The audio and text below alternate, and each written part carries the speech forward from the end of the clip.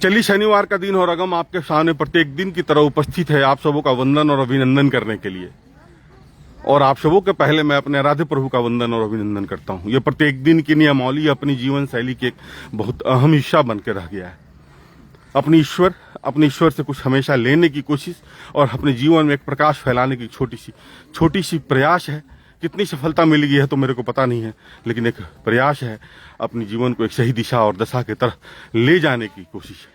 मैं पार्क में अपनी सारी एक्सरसाइज समाप्त करने के बाद आप सबों के पास उपस्थित होता हूं और अपनी जीवन की एक सुबह की उपस्थिति आप लोग से दर्ज कराता हूं। आप सबों के साथ स्नेह लेना और देना का आदान प्रदान का एक मानविक लक्षण जो होता है वो मैं अपने जीवन में उसका पर अमल करने का प्रयास करता हूं।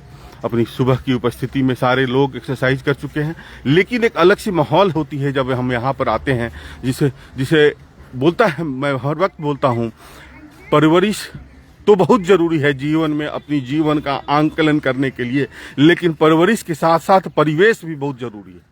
परिवेश आपकी जीवन की सोच की रूपरेखा को बदल देती है और जब आप यहाँ आते हैं तो यहाँ की एक अलग सी माहौल, जिसे नहीं भी इच्छा होती है कुछ करने की, वह भी कुछ करने लगता है, क्योंकि वो माहौल इस तरह का हो जाता है।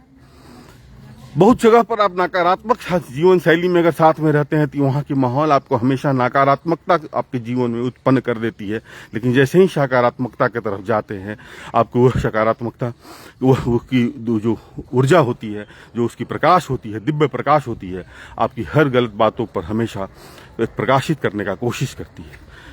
भाभी जय श्री राम बोल दीजिए यहाँ पर। तो 3 दिनों के बाद भाभी का उपस्थिति। प्रियंका जय श्री राम, जय जय श्री राम। और हमारा अरुण भैया हरे कृष्णा हरे कृष्णा हरे कृष्णा। जय श्री राम सब लोग बोलिए एक साथ, जय जय श्री राम, जय जय श्री राम। यहाँ की उपस्थिति अलग से, जय श्री राम बोल दे वैभव, जय श्री राम। यहाँ की उपस्थिति की एक अलग आनंद है, उस आनंद को समझना होगा आनंद को समझना होगा तो आपको एक बार घर से बाहर निकलना पड़ेगा।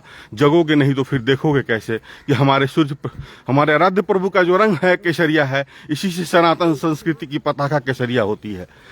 केसरिया का प्रतीक होता है हमेशा, और हम लोग केसरिया के रहने वाले भी हैं, तो वहाँ की प्रतीक में का यही प्रतीक होता है कि हम लोग वहाँ पर सुशील, सभ्य और सलीके से अपने जीवन को एक निष्कपट भाव से अपने जीवन की सुबह की शुरुआत करें। और यही हमारी हमेशा कोशिश रहती है, आप सबों के साथ मिलना और मिलकर अपनी जीवन की सुबह की शुरुआत करना। आप सभी खुश रहें, हमेशा मस्त रहें, हमेशा व्यस्त रहें, क्योंकि व्यस्त रहने वाला व्यक्ति कभी भी किसी के बारे में नहीं सोचता है, और अगर कोई सोचता भी है तो क्या कर लेगा।